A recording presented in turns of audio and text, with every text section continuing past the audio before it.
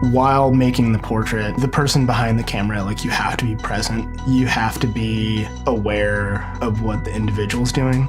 I'm just moving all around to kind of figure out what's going to be visually interesting and just kind of noticing, what is their face doing? What is their body doing?